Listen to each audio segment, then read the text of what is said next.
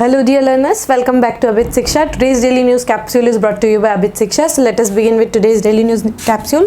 आज की जो इम्पॉर्टेंट न्यूज़ है वो हम कवर करने वाले हैं. तो the important news includes first, visa service paused amid Canada tussle.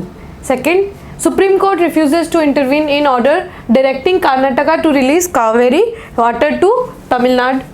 Third, propelling India's development the right way. Fourth, China, US, India absent at UN ambitious climate ambition summit. And last news for today is World Rhino Day. So let us begin with. Class begin करने से पहले मैं आपको फिर से याद दिलाना चाहती हूँ कि अगर आप डायरेक्ट रिक्रूटमेंट एग्जाम को अगर आप क्लियर करना चाहते हैं तो आपका एक ऑब्वियस चॉइस होना चाहिए अबित शिक्षा, बिकॉज आपको 180 प्लस क्लासेस जो है हम प्रोवाइड कराएंगे यहाँ पर, और 1500 से भी ज़्यादा MCQ कवर करवाएंगे. MCQs कवर करवाने से आपका जो है होराइजन, आपका सोचने का क्षमता भी एग्जाम के पॉइंट ऑफ व्यू जैसा ही हो जाएगा, और हम आपको रिकॉर्डेड क्लासेस भी प्रोवाइड कराते हैं. सो ऑल इन ऑल आपको बस 1999 में बहुत ही ज़्यादा अच्छा एक पैक मिल जाएगा जिसमें आपका एक्सटेंसिव कवरेज जो है कोर्स का वो हो जाएगा. सो दैट वाज द न्यूज़. आप ये कोड जो है PD100 वो यूज़ कर सकते हैं to avail a discount. So let us begin with first news. पहला न्यूज़ क्या है? Visa service paused amid Canada tussle. तो हमें पता है कि कनाडा ने हम पे कुछ एलिगेशन लगाए, भारत पे एलिगेशन लगाए कि हमने जो है उनके जो सिटीज़न जो है निज्जर, उनके डेथ में जो है इंडिया का जो कोई पॉलिटिकली मूव्ड रीज़न है. सो इसी के बीच में यही पॉलिटिकल डिप्लोमेटिक टसल के बीच में अब क्या हो गया कि वीज़ा सर्विस जो है इंडिया, बोथ इंडिया और कनाडा जो है उन लोगों ने ट्रैवल एडवाइजरी भी जारी किया और दोनों का जो है वीज़ा जो है देना वो बंद हो गया. तो ये जो है ये इशू काफ़ी दिनों से बहुत ही ज़्यादा एस्केलेट हो गया. बहुत सारी कंट्रीज़ भी इसमें इन्वॉल्व हो गई. मैंने आपको बताया था जो ऑस्ट्रेलिया है और साथ में आपका US, UK, ये सारे जो कंट्रीज़ है ये सारे जो है ये सारे कंट्रीज़ भी अब इंक्लूड हो गए हैं. एवरीबडी वांट्स पीस सबको चाहिए, but so that's the reason कि यहाँ पे जो है टसल जो है वो हमें बहुत ही हाई लेवल पे हमको देखने को मिल रहा है. सो हम देखते हैं कि क्या है कि मिनिस्ट्री ऑफ एक्सटर्नल अफेयर्स ने ये इशू किया है कि टेम्परेरी जो है वो अनेबल है, सर्विस जो है टेम्परेरी अनेबलेबल है. वो लोग अभी कुछ दिनों तक वो इमिग्रेशन कुछ कर नहीं सकते. और इंडिया और बोथ कनाडा ने भी अपना जो ट्रैवल एडवाइजरी वो गाइडलाइंस जो है वो भी जारी किया.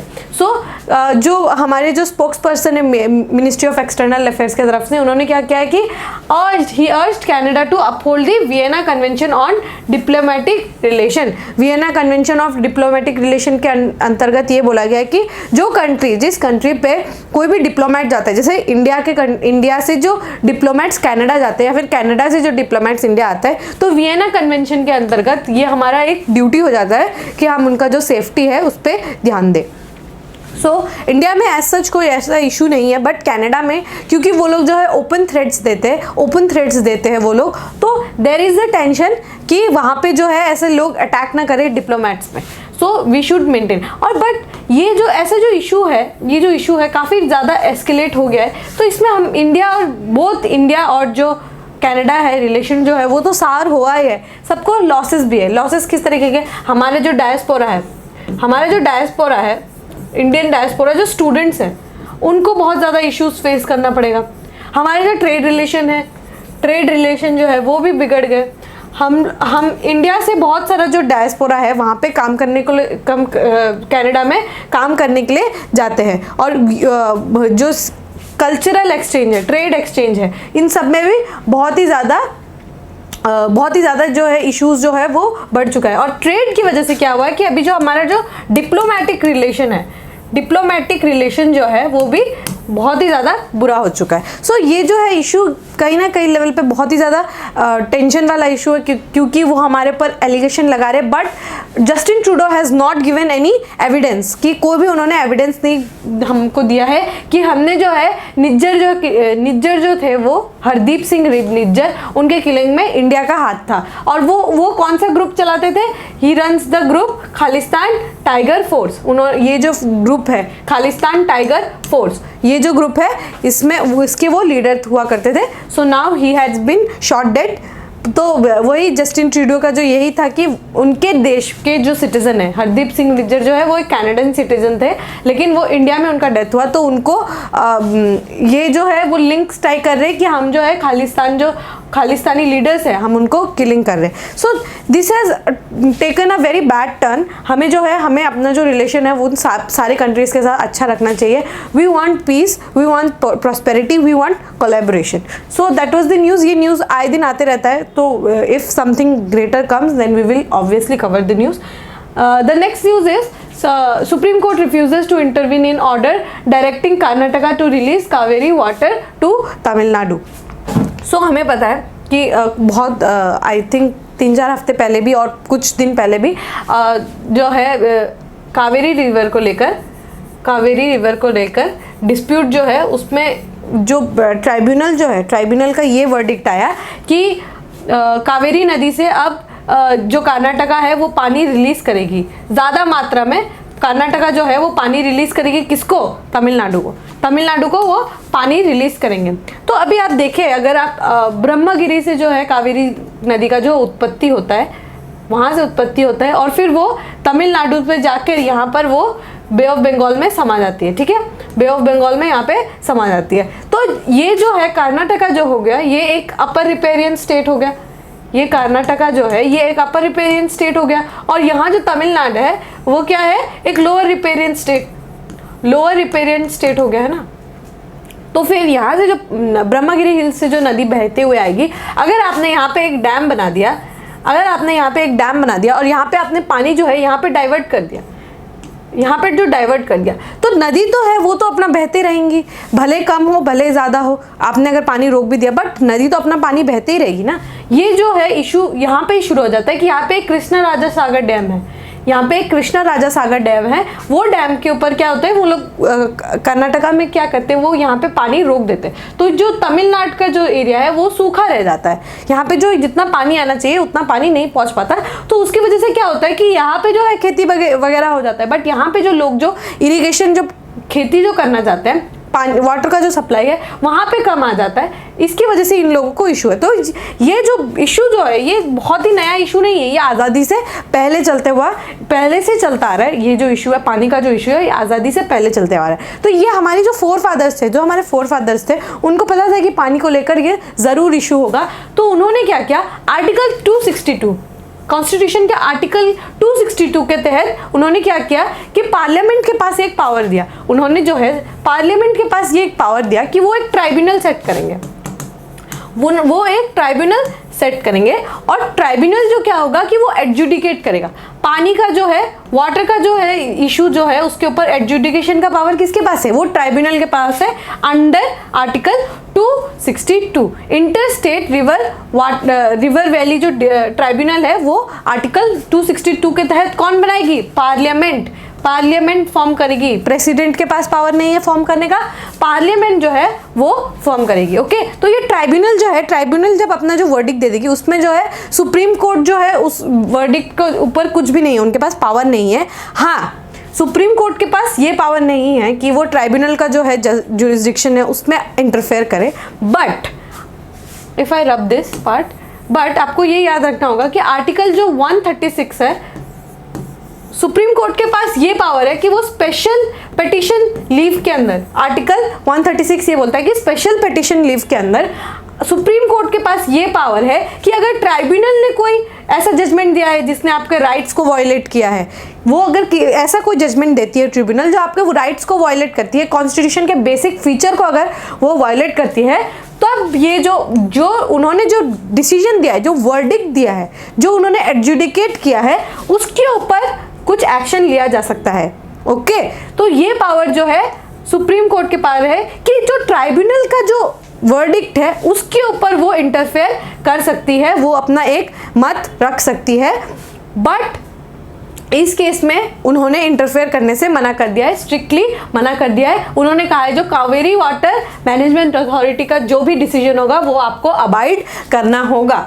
सो दैट वाज द न्यूज़ कि उन लोगों ने जो है इंटरफेयर करने से मना कर दिया। आपको इससे वेरी इंपॉर्टेंट हो जाता है कि आपको ये याद रखना है कि आर्टिकल 262 क्या है, स्पेशल पिटिशन लीव क्या है, और कौन सी जो है वाटर बॉडी और कितने बार फॉर्म हुई है ट्राइब्यूनल, कौन सी वाटर बॉडी और कितने बार ये ट्राइब्यूनल जो है वो मतलब फॉर्म किया गया है। और एक मैं एडिशनली आपके लिए थोड़ा बहुत और इस पर लिख के लाई हूँ कुछ कि आर्टिकल 17 क्या कहता है स्टेट लिस्ट का, let me erase this.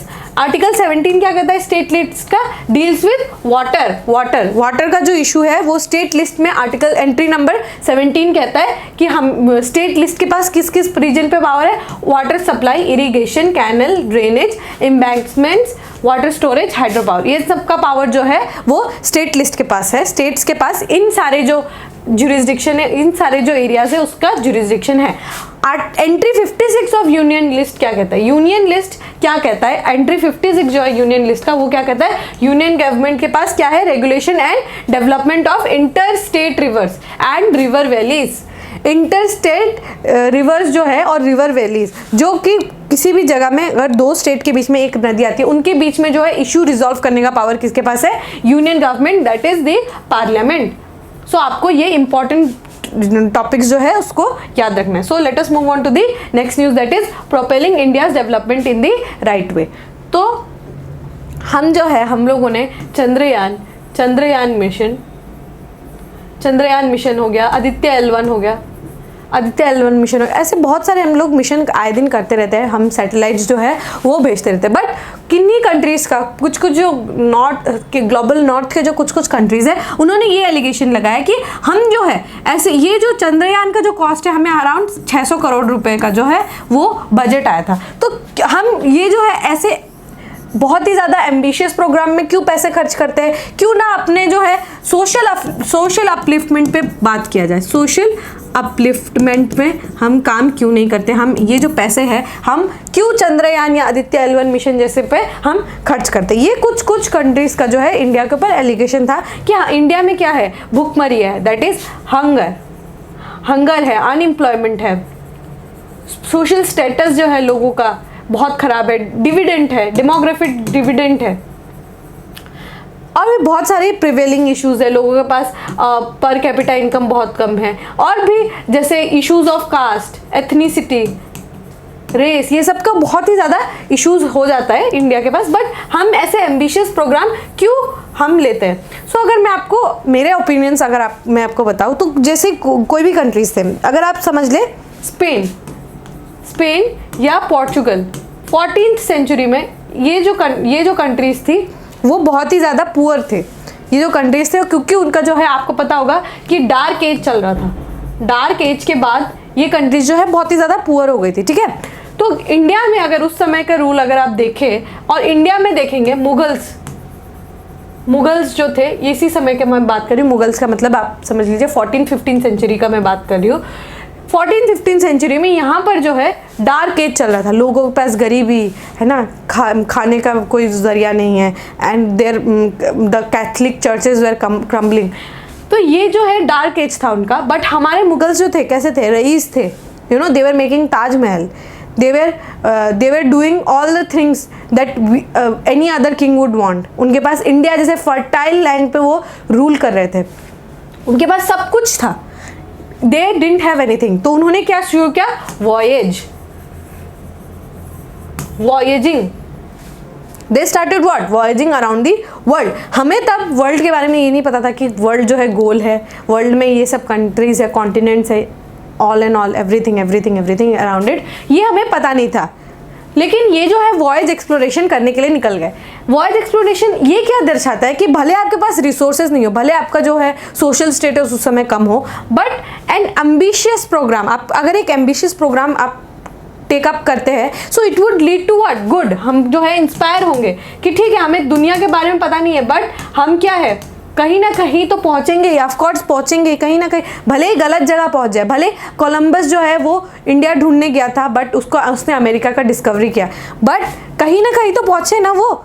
Columbus कहीं ना कहीं तो पहुंचा। तो दैट्स द इंस्पिरेशन कि हमें अगर हम चंद्रयान 2 जैसे मिशन कर रहे हैं, हमें पता नहीं है, बट इट वुड क्या inspire the younger generation which would come. So that was my take on this. इसमें वो भी बताया गया कि बहुत सारे जो सोशल इश्यूज जो है, जैसे कि स्टेट का इंटरफेरेंस बहुत ज़्यादा हो जाता है। जैसे कि एक इंसान है, let us suppose this is a person, इसके पास जो है कैपेबिलिटीज़ है, ही हैज़ दी, दो सिचुएशन हो सकता है, अगर इसकी भूखमरी, ये इंसान जो है हंगर से जूझ रहा है, हंगर से भूखमरी से जूझ रहा है, तो इसके दो ही कारण हो सकता है कि वो हंगर से मतलब जूझ रहा है। या तो इसके पास कैपेबिलिटीज़ नहीं है, या तो इसके पास कैपेबिलिटीज़ है या नहीं है। अगर इसके पास कैपेबिलिटीज़ है तो इसके पास क्या है, एम्प्लॉयमेंट का जो इश्यू है, एम्प्लॉयमेंट अपॉर्चुनिटीज़ नहीं है इसके पास, या फिर ये अनएम्प्लॉयड है। अगर इसके पास कैपेबिलिटीज़ नहीं है तो इसको कैपेबिलिटीज़ दिलवाने के लिए स्टेट को जो है अपना स्टेट को इंटरफेयर करना होगा, और अगर ये अनएम्प्लॉयड है तब भी स्टेट को इंटरफेयर करना होगा। तो देख रहे हैं आप, दोनों सिचुएशन में है, उसको स्टेट का जो है इंटरफेरेंस जो है वो काफ़ी ज़्यादा हो जाता है। और आप अगर देखें कि अगर स्टेट इनको स्किल्स प्रोवाइड करे, अगर इनको एजुकेशन दे, अगर इनको हेल्थ फैसिलिटीज़ दे, तो क्या स्टेट को यहाँ पे फ्रीबीज जैसा प्रोग्राम चलाना पड़ेगा? I don't think so. यहाँ पे फ्रीबीज जैसा जो है आपको खाना पहुँचाना, न्यूट्रिशियस फूड पहुँचाना, ये सब की ज़रूरत नहीं पड़ेगी। अगर आप एक इंसान को कैपेबल बना देते हैं, अगर आप उसको क्वालिटी एजुकेशन पहुँचा देते हैं, आप उनको स्किल्स डेवलप करा देते हैं, जो स्किल्स जो है which are in the demand, अगर आप उनको दे देते तो आपको फ्रीबीज जैसे प्रोग्राम को रन करने की ज़रूरत नहीं पड़ेगी। सो क्या ये एक एडिशनल आपके पास ये कोई बर्डन नहीं रहेगा कि आपको फ्री में लोगों को खाना खिलाना पड़ेगा या फिर फ्री में लोगों को पढ़ाना पड़ेगा। तो हमें क्या है, स्टेट को जो अपना इंफ्रास्ट्रक्चर है, कंट्री को जो है अपना इंफ्रास्ट्रक्चर पे काम करने की बहुत ज़्यादा ज़रूरत है। ओके, हमें जो है यंग पॉपुलेशन है, हम जो है एक यंग नेशन है, हम अगर नेशन में अगर हम the required skill which is the demand of the market अगर हम उनको प्रोवाइड कराए, तो फिर क्या होगा कि हमें जो है ऐसे इश्यूज जो है हमें बहुत ही हम कम कर सकते हैं। So the article it is talking about how we can by providing certain good infrastructure, हम अगर उनको हेल्थ बेनिफिट्स दें, अगर हम उनको अच्छा एजुकेशन प्रोवाइड करें, अगर हम लिविंग स्टैंडर्ड बढ़ा दें, हम उनको अगर जो उनके रिक्वायरमेंट्स है अगर हम उनको पूरा कराएं, हम उनको पर कैपिटा इनकम जो है वो इंक्रीज़ करा दें, हम उनको जो रिसोर्सेस है वो अफोर्डेबल, अवेलेबल, एक्सेसिबल करा दें, तो क्या है स्टेट को जो है इन रिटर्न पे वैसा ही रिजल्ट्स मिलेगा। हमारा जो हंगर इंडेक्स में हम अच्छा हमारा रैंकिंग आएगा, हमारा जो लिविंग हैप्पीनेस इंडेक्स है उस पर भी हम अच्छा परफॉर्म कर पाएंगे। Okay, so all in all क्या होगा कि एक स्टेट और जो सिटीजन है उनका जो एक आपको म्यूचुअल देखने को मिलेगा। स्टेट भी थ्राइव करेगा because population will thrive, the state will also thrive. So क्या है उससे क्या होगा कि देश का जो है क्रेडिबिलिटी भी बढ़ेगा। Okay, so all in all everything is related. So हमें क्या है कि ऐसे जो इंस्पिरेशन प्रोग्राम है उनको भी कैरी ऑन करना चाहिए। साथ में we have to think about what, we have to think about going to the moon. हमें तो मून तक भी पहुंचना है, प्लस हमें मैन तक भी पहुंचना है। जो विलेज के मैन हैं, विलेज के जो लोग हैं, हमें मून प्लस मैन, हमें इन सबको एक साथ लेकर चलना होगा। मून और मैन हमें दोनों साथ में लेकर चलना होगा। विलेज के जो गांव के लोग हैं, जो पिछड़े कस्बे के लोग हैं, जो ट्राइबल्स हैं, जो अनकेटर्ड वल्नरेबल सेक्शन है, हमें उनको भी केटर करना होगा। So that was the article. So next news that is China, US and India absent at UN's climate ambition summit. तो जो है मैंने आपको बताया था कि यूएन जनरल असेंबली का जो है क्लाइमेट एम्बिशन समिट CAS जो है UNGA का, वो जो है अभी न्यूयॉर्क पे चल रहा है। ओके, न्यूयॉर्क में ये चल रहा है। हमने शायद पहले भी बहुत बार डिस्कस किया कि G20 के बाद जो है UN जनरल क्लाइमेट के जो सेशन है वो चलने वाला है। UN क्लाइमेट एम्बिशियस जो है प्रोग्राम जो है, समिट जो है वो होने वाला है कहाँ पर, न्यूयॉर्क पे। और वहाँ पे जो है बहुत ही इंपॉर्टेंट कंट्रीज जो है वो मिसिंग है। कौन कौन सी? इंडिया, US और चाइना। आप देख लीजिए, अगर ये पूरा 100% है, उसका जो 41% जो एमिटर्स है, द लार्जेस्ट एमिटर्स, फर्स्ट कौन है? यूएस, सेकंड कौन है? चाइना, थर्ड कौन है? इंडिया। कार्बन डाइऑक्साइड के जो टॉप 3 एमिटर्स है वो ही एब्सेंट हो जाते हैं, ऐसे बड़ी मीट्स में वो एब्सेंट हो जाते हैं। So what is the issue? Issue is कि हम जो है अगर पेरिस एग्रीमेंट जो हमने काफ़ी बार ये डिस्कस किया है पेरिस एग्रीमेंट में कि हमें 2 डिग्री से तो कम ही रखना है, 1.5 डिग्री से बढ़ने नहीं देना है टेम्परेचर। अगर हमें उस गोल को अचीव करना है तो हमें जो है कोलैबोरेशन ज़रूरत है। ऐसे बड़े बड़े देश की जो है कोलैबोरेशन हमें बहुत ही ज़्यादा इंपॉर्टेंट हो जाता है, बिकॉज फंड्स होंगे तभी फ्यूचर होगा।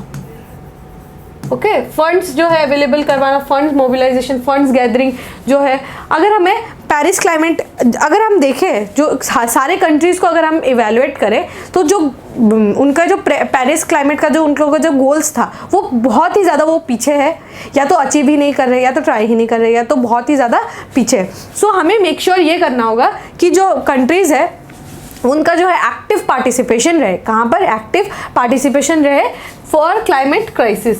क्लाइमेट क्राइसिस को जो है हमें टैकल करने की बहुत ही ज़्यादा ज़रूरत है, क्योंकि इसी क्लाइमेट से ही रिलेटेड है सब कुछ। Everything is related to climate. अगर आप एकदम शॉर्ट टर्म भी देखें या फिर एकदम लॉन्ग टर्म भी देखें, क्लाइमेट से ही हर चीज़ रिलेटेड है। आप समझ लीजिए, एग्रीकल्चर समझ लीजिए, आप बिजनेस समझ लीजिए, आप डेवलपमेंट समझ लीजिए, आप एजुकेशन समझ लीजिए, इन सारे जो सेक्टर है उसमें अगर क्लाइमेट का जो है बहुत ही ज़्यादा रोल होगा। एग्जाम्पल एजुकेशन में, अगर क्लाइमेट बहुत ही ज़्यादा एडवर्स हो गया, बहुत ही ज़्यादा गर्मी पड़ गई, बहुत ही ज़्यादा सर्दी पड़ गई, बाढ़ आ गया, सूखा पड़ गया, तब भी क्या है एजुकेशन पे बहुत ही ज़्यादा इम्पैक्ट पड़ जाता है।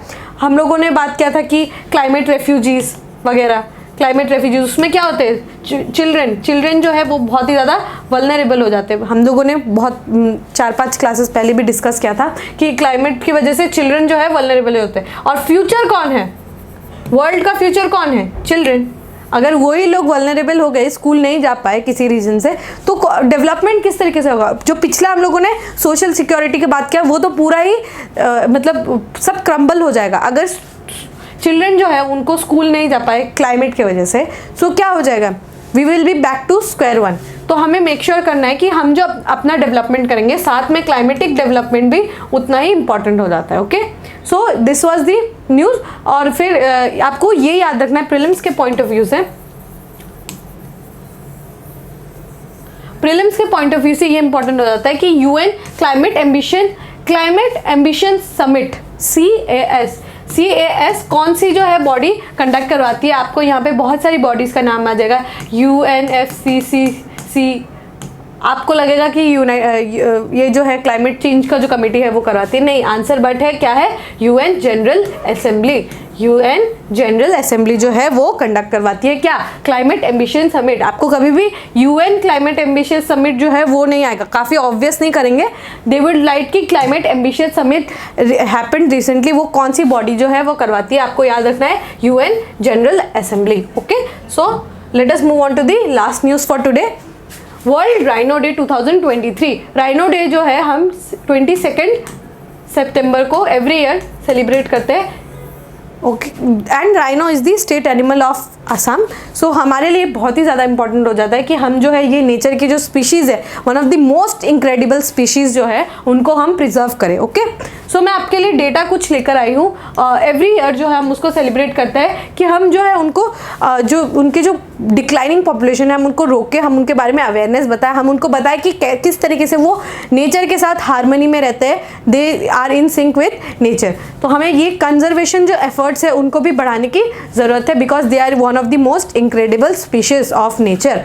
सो मैं आपके लिए लाई हूँ कि कुछ जो है इंपॉर्टेंट जो डेटा पॉइंट्स है वो प्रीलिम्स और मेंस दोनों के लिए बहुत इंपॉर्टेंट हो जाता है। एक तो हम लाए हैं 5 स्पीशीज ऑफ राइनो। 5 स्पीशीज है राइनो के वर्ल्ड में। एक तो है आपका white, black, greater one horn rhino, Javan and Sumatran जो है वो ये जो है अफ्रीका में पाए जाते हैं। ब्लैक और वाइट जो स्पीशीज है वो आपको अफ्रीका में पाए जाते हैं। और जो है वन हॉर्न राइनो जो है और जावान जो है और सुमात्रान, जावा और सुमात्रान जो है ये जो है एशिया में पाया जाता है, और ग्रेटर वन हॉर्न राइनो भी। ओके, सो क्या है कि अगर हम IUCN जो रेड लिस्ट का स्टेटस है, वो जो रेड लिस्ट निकालती है कि कौन सी जो कौन से स्पीशीज़ कौन से मतलब किस कैटेगरी में फॉल इन करते हैं, तो वो अगर हम देखें तो अगर जो हमारा ब्लैक राइनो है, ब्लैक राइनो जो अफ्रीका में पाया जाता है, उसका जो है वो क्रिटिकली एंडेंजर्ड है, क्रिटिकली एंडेंजर्ड है, वो बहुत ही ज़्यादा एंडेंजर्ड है। लेस देन 100 स्पीशीज़ जो है उनका बाकी है, इसीलिए वो क्रिटिकली एंडेंजर्ड है। वाइट राइनो जो है वो नियर थ्रेटेंड है। और वन हॉर्न राइनो जो इंडिया में जो पाया जाता है, जो काजीरंगा में पाया जाता है, दैट इज़ वल्नरेबल है। जावान जो है, जावा में जो पाया जाता है वो भी बहुत ही ज़्यादा क्रिटिकली इंडेंजर्ड है। और सुमात्रान राइनो जो है वो भी क्रिटिकली इंडेंजर्ड है। तो आप देख लीजिए कि 5 स्पीशीज़ में 3 स्पीशीज़ जो है वो क्रिटिकली इंडेंजर्ड है, बाकी दोनों जो है वल्नरेबल और नियर थ्रेटेंड है। ओके, और इंडिया में क्या पाया जाता है? Only the greater one horn rhino जो है वो पाया जाता है। इंडिया में जो है only greater one horn rhino जो है वो पाया जाता है। और वन हॉर्न राइनो को अगर हम देखें तो उनका क्या है, वल्नरेबल है, वो वल्नरेबल है। और वो उनको जो साइटिस के उसमें अपेंडिक्स 1 में उनको रखा गया है। और वाइल्ड लाइफ प्रोटेक्शन एक्ट के अंदर भी वो शेड्यूल 1 में है। तो हम उनके काफ़ी कंजर्वेशन और प्रिजर्वेशन की बातें करते हैं। ओके, सो आप जब ये कॉन्सेप्ट पढ़ेंगे तो आपको ये सारे कॉन्सेप्ट भी आने होंगे। IUCN का रेड लिस्ट है, साइटिस जो है, वाइल्ड लाइफ प्रोटेक्शन एक्ट है, और ये सारे जो है आपको याद रखना होगा जब आप इन्वायरमेंट का जब सब्जेक्ट पढ़ेंगे, तो इन सब में इंपॉर्टेंट हो जाता है। और एक इंपॉर्टेंट टॉपिक है India rhino vision 2020।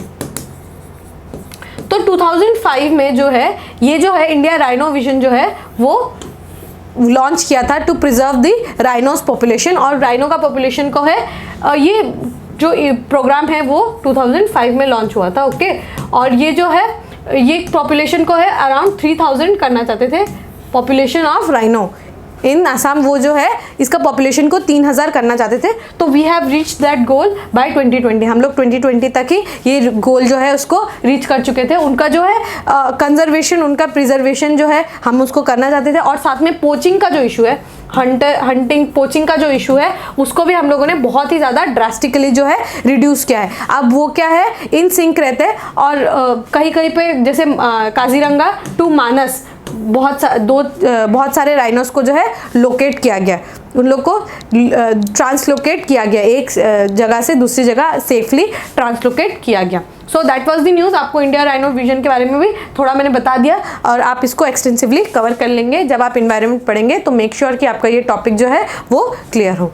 And India's world rhino day is celebrated on 22nd of September. Okay, so that was the end of today's daily news capsule. To get such capsule, please join the YouTube channel and join the Telegram link. And आपको ADRE के बारे में अगर कुछ भी further जानना हो तो you can also contact us on the given number.